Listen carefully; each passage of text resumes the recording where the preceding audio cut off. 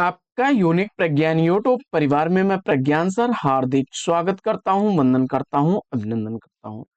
प्यारे साथियों, अगर आप बीपीएससी से आयोजित होने वाले शिक्षक भर्ती परीक्षा की तैयारी कर रहे हैं तो आपके लिए वीडियो होने वाला है काफी महत्वपूर्ण। तो आज की इस प्रैक्टिस सेट को हल करना प्रारंभ करें इससे पूर्व अगर वीडियो को पहली बार देख रहे हैं अथवा चैनल पर नए हैं तो कृपया चैनल को सब्सक्राइब, वीडियो को लाइक और शेयर करना बिल्कुल ना भूलें। तो बिना समय गंवाए प्रारंभ करेंगे आज की इस पाठचर्या को और देखेंगे प्रैक्टिस सेट का आज का पहला प्रश्न। पहला प्रश्न है, इनमें से कौन सी बोली राजस्थान की बोली नहीं है? इसका आपको उत्तर बताना है। प्रश्न संख्या 71 का सही जवाब आपने अगर सेलेक्ट कर लिया, देखिए मारवाड़ी, मालवी, मेवाती, जयपुरी या ढूंढाड़ी ये सब राजस्थानी बोलियां हैं। इसमें से बुंदेली को चुना आपने, तो विकल्प 3 इस प्रश्न का बिल्कुल सही। बढ़ते हैं आगे और देखते हैं अगला प्रश्न। अगला प्रश्न है कि प्रेमचंद के अपूर्ण उपन्यास का क्या नाम है? प्रश्न संख्या 72 का सही जवाब प्रेमचंद द्वारा लिखा गया इसमें अधूरा उपन्यास आपने मंगलसूत्र विकल्प 3 को चुना, तो राइट आंसर के साथ हैं आप। आगे बढ़ते हैं और देखते हैं प्रश्न संख्या 73। प्रश्न संख्या 73 है कि सर्वनाम का भेद इसमें से कौन सा नहीं है? प्रश्न संख्या 73 का सही जवाब आपने अगर चयनित कर लिया है इसको गुणवाचक सर्वनाम विकल्प 1 को, राइट आंसर के साथ।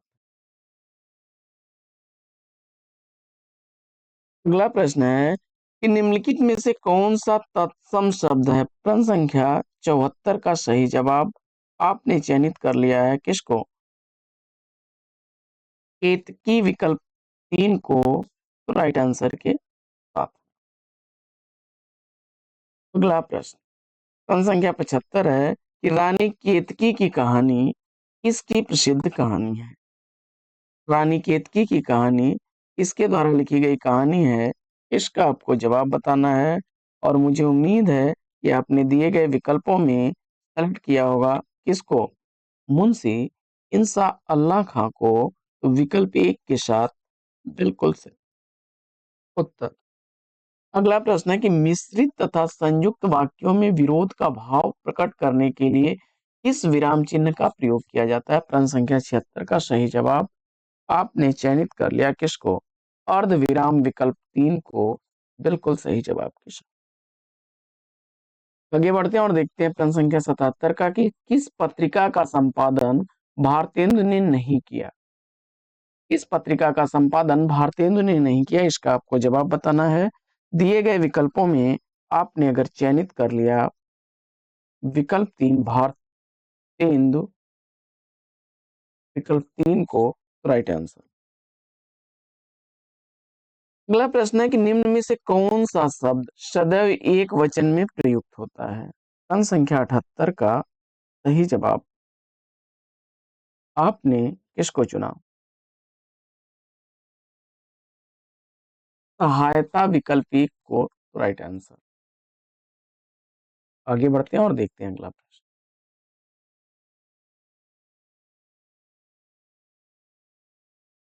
अगला प्रश्न है घास फूस में समास पूछा जा रहा है। घास फूस में समास आपने चयनित कर लिया है द्वंद्व समास घास और फूस विकल्प 2 को, राइट आंसर। प्रश्न संख्या 80 शिक्षक संज्ञा का कौन सा प्रकार है? प्रश्न संख्या 80 का सही जवाब आपने चुन लिया है किसको? विकल्प 2 जातिवाचक संज्ञा को, राइट आंसर के साथ। प्रश्न संख्या 81 है कि राम किताब पढ़ता है, इस वाक्य में वाच्य का कौन सा प्रकार है? प्रश्न संख्या 81 का सही उत्तर आपने विकल्प 3 को चुन लिया अर्थवाच, तो राइट आंसर के साथ है। अगला प्रश्न है कि गुलेरी जी द्वारा संपादित पत्र कौन सा था? प्रश्न संख्या 82 का सही जवाब आपने किसको चुना? और इस प्रश्न का जवाब आपने चयनित कर लिया है समालोचक को, तो विकल्प 3 इस प्रश्न का राइट आंसर है। अगला प्रश्न है कि निम्नलिखित में से कौन सा शब्द खर का पर्यायवाची है? प्रश्न संख्या 83 का सही जवाब मूर्ख, विकल्प 3 को चुन लिया। खर का पर्यायवाची गधा भी होता है। विकल्प 1 और 3 दोनों हो जाएंगे। विकल्प इसका 4 राइट आंसर हो जाएगा। अगला प्रश्न,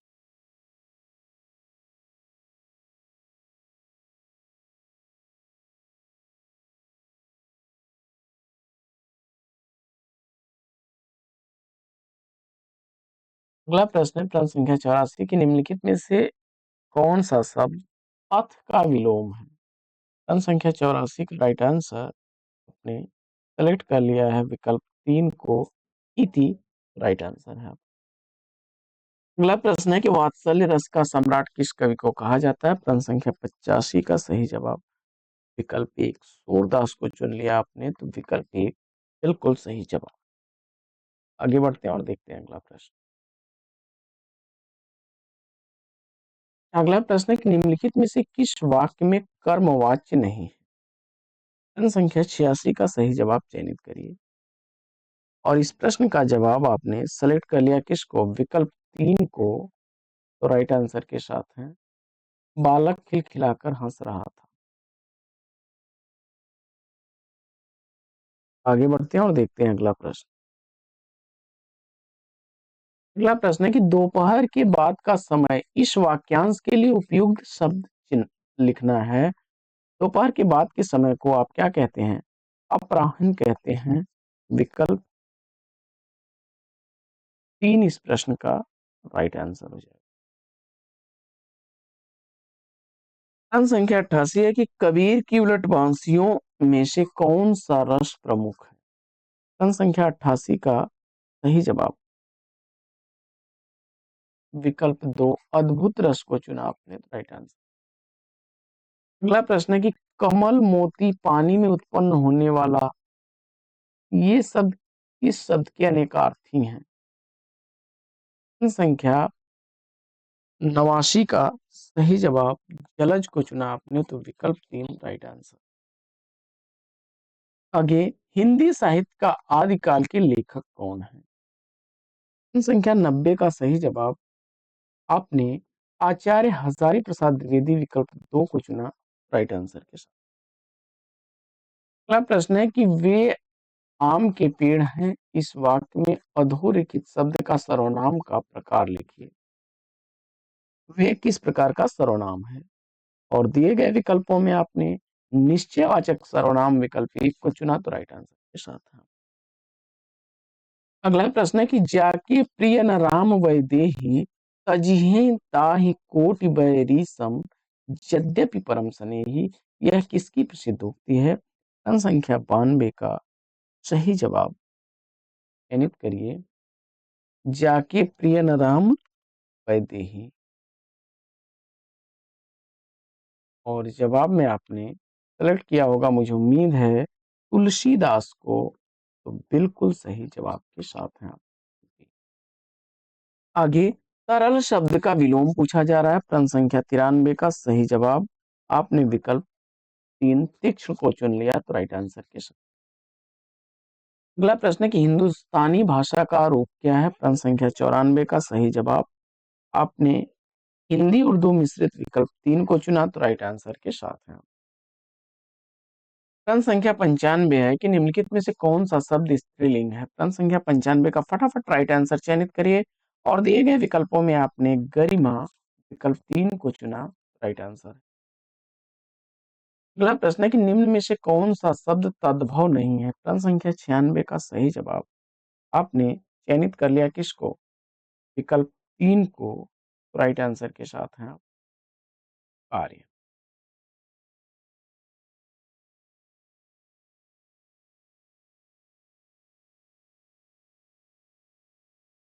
अगला प्रश्न, अगला प्रश्न है किस शब्द में उपसर्ग नहीं है? प्रश्न संख्या 97 में उपसर्ग पूछा जा रहा है, किसमें नहीं है? तो विरासत शब्द विकल्प 1 को चुना तो राइट आंसर है।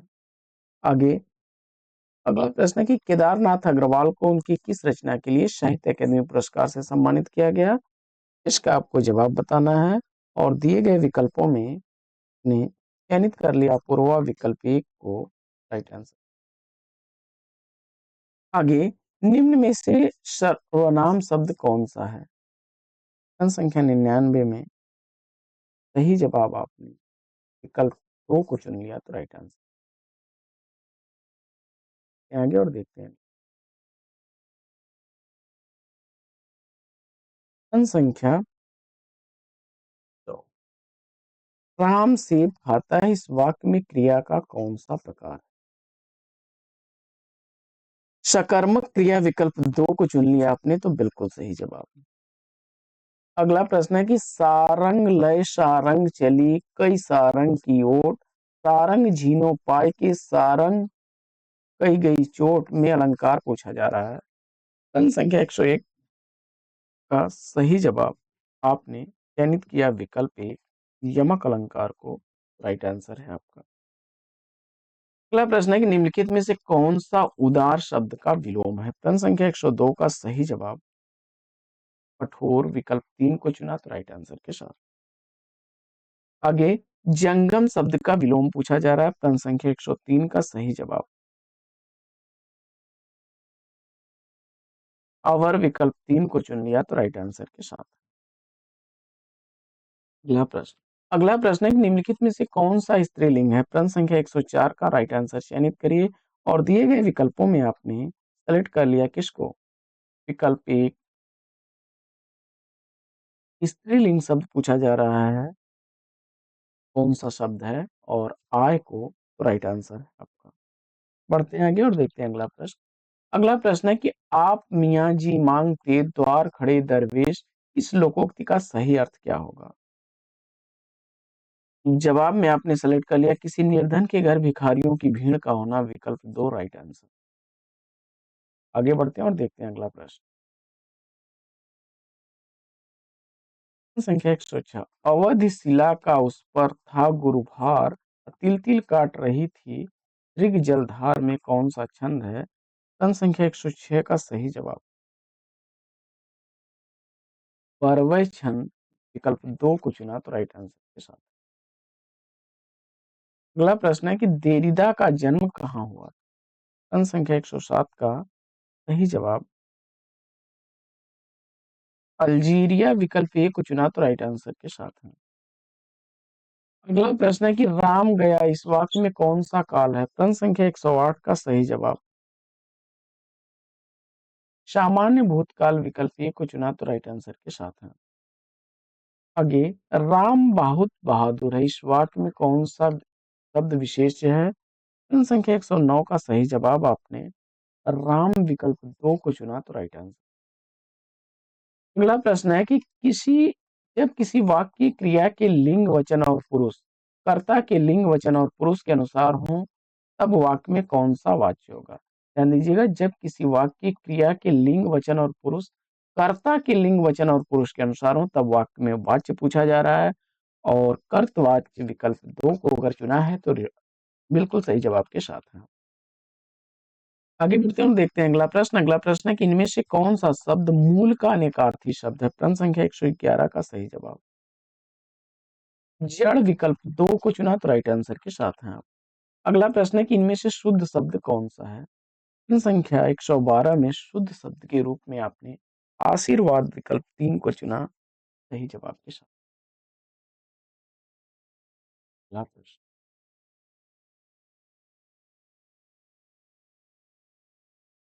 आगे प्रश्न संख्या 113 है कि हिंदी साहित्य के इतिहास में काल विभाजन का सर्वप्रथम प्रयास इसमें से किसके द्वारा किया गया?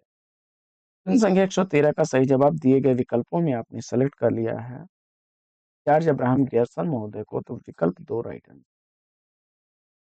आगे प्रश्न संख्या 114 है कि गर्दन पर सवार होना मुहावरे का अर्थ पूछा जा रहा है। गर्दन पर सवार होना मुहावरे का अर्थ आपने चयनित कर लिया है किसको? विकल्प 2 को पीछा न छोड़ना। राइट आंसर है आपका।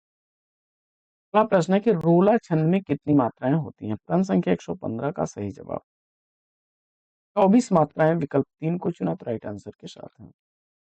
अगला प्रश्न है कि इनमें से पांडित्य में प्रमुख प्रत्यय कौन सा है? और प्रश्न संख्या 116 का सही जवाब विकल्प 1 को चुना, राइट आंसर।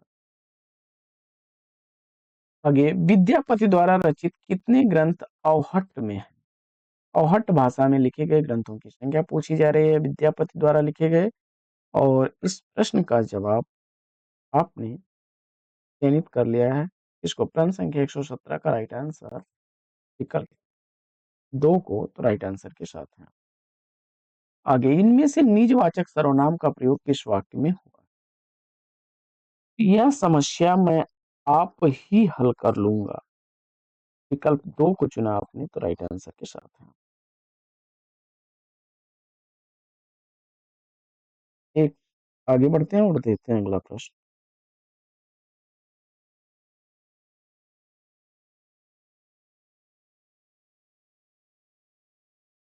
अगला प्रश्न है, व्युत्पत्ति के विचार से शब्दों के कितने भेद? प्रश्न संख्या 119 का सही जवाब 3 भेद चुना तो राइट आंसर। प्रश्न संख्या 120 है कि क्रिया के संदर्भ में इनमें से कौन सा कथन सत्य है?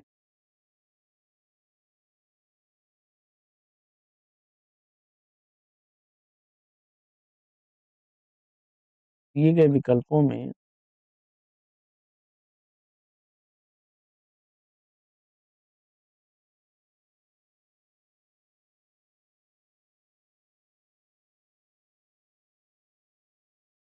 जब कर्ता एक क्रिया समाप्त कर उसी क्षण दूसरी क्रिया में प्रवृत्त होता है, तब पहली क्रिया पूर्वकालिक कहलाती है, विकल्प 3 को चुना तो राइट आंसर। अगला प्रश्न है कि इनमें से किस वाक्य में क्रियार्थक संज्ञा का प्रयोग है? टहलना स्वास्थ्य के लिए अच्छा है, विकल्प 1 को चुन लिया तो राइट आंसर के साथ। संख्या 122 है कि उपमा अलंकार के सर्वाधिक प्रयोग के लिए इनमें से कौन से कवि अधिक प्रसिद्ध हैं? प्रश्न संख्या 122 का सही जवाब कालिदास, विकल्प 2 को चुना राइट आंसर के। उपमा कालिदासस्य भारवे अर्थ गौरवम पदलालित्य दंडे माघे संति त्रयोगुणा। आगे, इनमें से कौन सा शब्द समास का विपरीतार्थक है? प्रश्न संख्या 123 का सही जवाब व्यास को चुना तो विकल्प 1 बिल्कुल सही जवाब। अगला प्रश्न है कि अप्रमेय किस वाक्यांश के लिए प्रयुक्त शब्द है? प्रश्न संख्या 124 का सही जवाब आपने सेलेक्ट किया होगा जो प्रमाण से सिद्ध न हो सके, विकल्प 1 को राइट आंसर के साथ है। एक प्रश्न है कि अरे गुलाबो झाड़ू ठीक से लगा में कौन सा कारक है? प्रश्न संख्या 125 का सही जवाब संबोधन कारक हे भो अरे, विकल्प 3 को चुना संबोधन तो राइट आंसर। आगे, इनमें से वारकरी संप्रदाय का प्रवर्तक पूछा जा रहा है। प्रश्न संख्या 126 का सही जवाब विकल्प ओ को आपने चुन लिया ज्ञानेश्वर तो राइट आंसर के साथ है।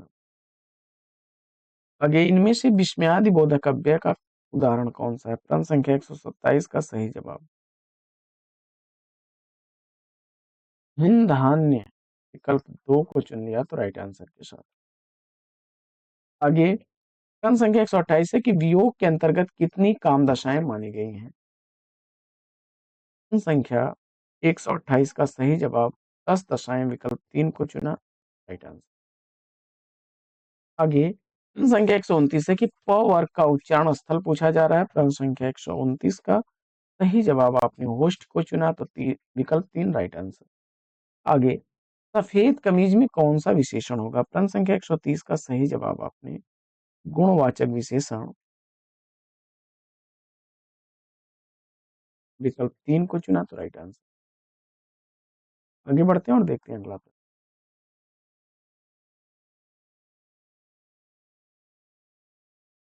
ये प्रश्न है इनमें से किस वाक्य में अर्धविराम का प्रयोग हुआ है?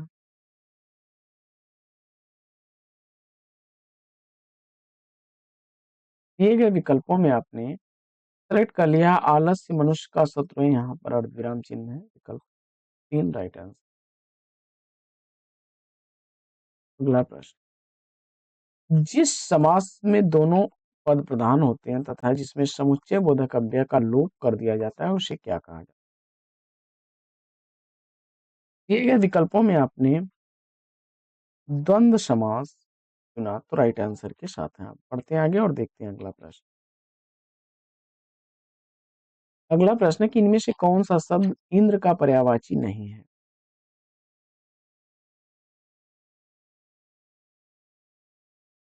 फूलो मजा विकल्प 3 को चुना तो राइट आंसर। अगला प्रश्न है कि ऐसा फूल जो पूरा खिला ना हो इसके लिए उपयुक्त शब्द क्या बनेगा? प्रश्न संख्या 134 का सही जवाब आपने मुकुल को चुना आपने तो राइट आंसर है विकल्प बी। अगला प्रश्न है कि इनमें से कौन भारतीय युग के रचनाकार नहीं है? प्रश्न संख्या 135 का सही जवाब आपने रामचंद्र शुक्ल विकल्प 1 को चुना तो राइट आंसर। आगे प्रश्न संख्या 136 से 144 तक के प्रश्न आपके गद्यांश पर आधारित हैं, तो देख लेते हैं। दक्षिण अफ्रीका में जहां वकीलों और दक्षिण अफ्रीका में जन्मे और पढ़े युवकों के अक्षर मोतियों जैसे मैंने जब देखे, तब तो मैं बहुत लजाया और पछताया। मैंने तब समझा कि लेख का सुलेख न होना अधूरी शिक्षा की निशानी।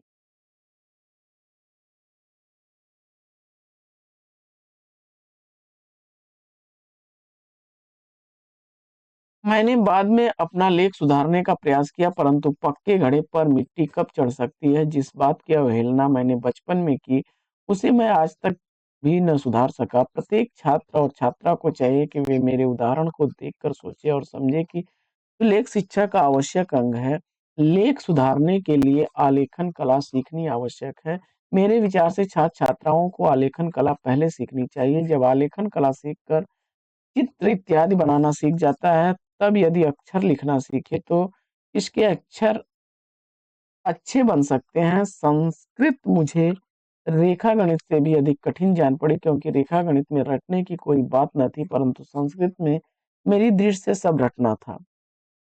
सरल होने की बात से मैं ललचाया और एक दिन फारसी के वर्ग में जा बैठा। संस्कृत शिक्षक को इससे दुख हुआ। उन्होंने बुलाया और कहा, यह तो सोचो कि तुम किसके लड़के हो। धर्म की भाषा तुम नहीं पढ़ना चाहते। तुमको जो कठिनाई हो सो मुझे बताओ। मैं समस्त विद्यार्थियों को अच्छी संस्कृत पढ़ाना चाहता हूँ। आगे चलकर तो उसमें रस की घूंटे मिलेंगी। तुमको इस प्रकार निराश न होना चाहिए। तुम फिर से मेरी कक्षा में आकर बैठो। यह सुनकर मैं शर्मिंदा हुआ। शिक्षक के प्रेम की मैं अवहेलना न कर सका। आज मेरी आत्मा कृष्ण शंकर मास्टर जी का उपकार मानती है, क्योंकि जितनी संस्कृत मैंने उस समय पढ़ी थी, यदि उतनी भी न पढ़ी होती तो मैं आज संस्कृत शास्त्रों का जो आनंद ले रहा हूँ वह न ले पाता। मोहनदास करमचंद गांधी का यह लेख। प्रश्न है कि गांधी जी की दृष्टि में लेख का सुलेखन होना किस बात का प्रतीक है? प्रश्न संख्या 136 का सही जवाब आपने अधूरी शिक्षा को चुना तो राइट आंसर। अगला प्रश्न, अगला प्रश्न है कि गांधी जी लेख में सुधार करने के लिए किसे आवश्यक मानते हैं? प्रश्न संख्या 137 का सही जवाब आलेखन कला को विकल्प 1 को चुना तो राइट आंसर। आगे बढ़ते हैं और देखते हैं अगला प्रश्न। अगला प्रश्न है कि संस्कृत रेखा गणित से अधिक कठिन थी, इसका अभिप्राय क्या है?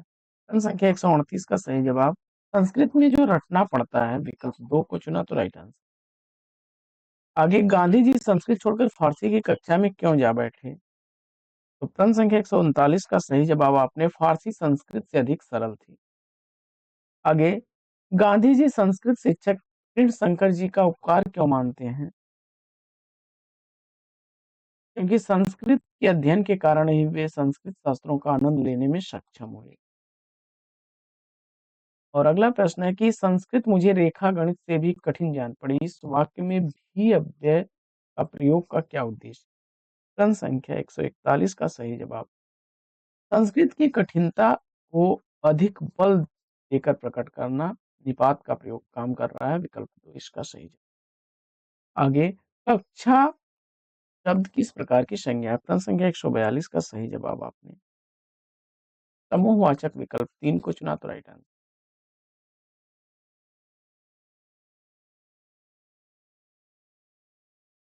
अगला प्रश्न है कि शिक्षक के प्रेम की मैं अवहेलना न कर सका, अर्थ की दृष्टि से यह वाक्य का कौन सा भेद है? और जवाब में आपने निषेधवाचक निगेटिव विकल्प 3 को चुना, तो राइट आंसर। आगे, निम्नलिखित में से कौन सा शब्द दुख का पर्यायवाची नहीं है? प्रश्न संख्या 144 का सही जवाब, शोक व्यथा दुख के पर्याय हैं, विकल्प 3 चीर को चुना, तो राइट आंसर। आगे 145 से 150 तक के प्रश्न भी गद्यांश पर आधारित हैं। शिक्षा द्वारा क्षमता की भावना प्रसारित करना नवीन शिक्षा का लक्ष्य है। नवीन शिक्षा सिद्धांत इस बात का प्रयास करता है कि बालक अपने समाज के सभी प्राणियों के साथ सद्व्यवहार करे, वह समाज के सभी कामों में दिलचस्पी ले। यदि समाज में कोई अड़चन है अथवा कोई ऐसा कार्य हो रहा है जो समाज के हित के विरुद्ध है, वह उसको ठीक कर सके। शिक्षा द्वारा समता की बात इसलिए भी आवश्यक है कि विज्ञान के आविष्कारों के कारण ये दीवारें गिर गई हैं जो एक देश को दूसरे देश से अलग रखती हैं। रेडियो और हवाई जहाज के कारण दूरी की कठिनाई दूर हो गई है, इसलिए एक देश की परिस्थिति को प्रभावित करती है। इसका परिणाम यह होता है, यदि किसी देश में कोई घटना हुई तो दूसरे देश पर उसका प्रभाव पड़ता है। उस प्रभाव के कारण एक देश की जनता दूसरे देश की जनता के सुख दुख में सम्मिलित होना चाहती है। इस प्रकार संसार में एक कुटुंब के समान रहने की पूरी संभावना, और एक कुटुंब का जीवन तभी सुखी हो सकता है जबकि कुटुंब का प्रत्येक सदस्य दूसरे के प्रति सद्भावना रखे। सद्भावना क्षमता के आधार पर ही होती है। अतः जब समाज की समता स्थापित नहीं होगी, तब तक समाज में गरीबी, बीमारी और बेकारी रहेगी। ऐसी दशा में शिक्षा द्वारा इस बात का प्रयास किया जाता है कि व्यक्ति में वह सामाजिक चेतना उत्पन्न हो जो समता को चाहती है।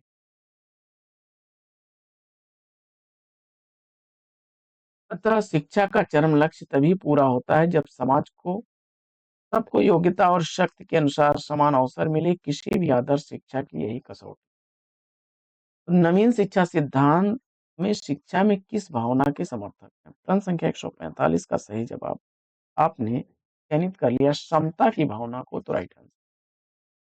अगला प्रश्न है कि आजकल समानता के सिद्धांत का प्रसार इसलिए आवश्यक है क्योंकि वैज्ञानिक आविष्कारों ने राष्ट्र के मध्य दूरियां कम कर दी हैं, विकल्प 3 राइट आंसर। अगला प्रश्न है कि यदि किसी देश की घटना दूसरे देश पर प्रभाव डालती है तो किस बात की संभावना अधिक रहती है? प्रश्न संख्या 147 का सही जवाब वसुधैव कुटुंबकम की, विकल्प 2 राइट आंसर।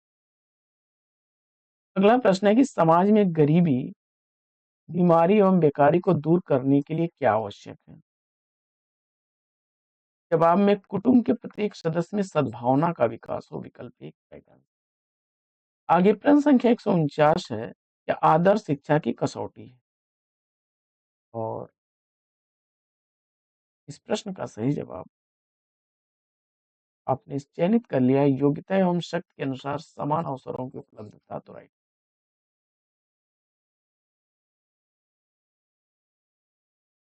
अगला प्रश्न है कि एक कुटुंब का जीवन तभी सुखी होता है यदि उसमें क्या हो? प्रश्न संख्या 150 का सही जवाब परस्पर सद्भाव हो, विकल्प 1 राइट आंसर। तो साथियों, आज की इस पाठचर्या में लेंगे यहीं पर विराम। फिर मिलेंगे आपसे अगले वीडियो में एक नए प्रश्न, एक नए टॉपिक, एक नए अंदाज में। तब तक के लिए लेते हैं आपसे विदा। जीवन मंगलमय हो, बेस्ट विशेष, बेस्ट ऑफ लक। जय हिंद।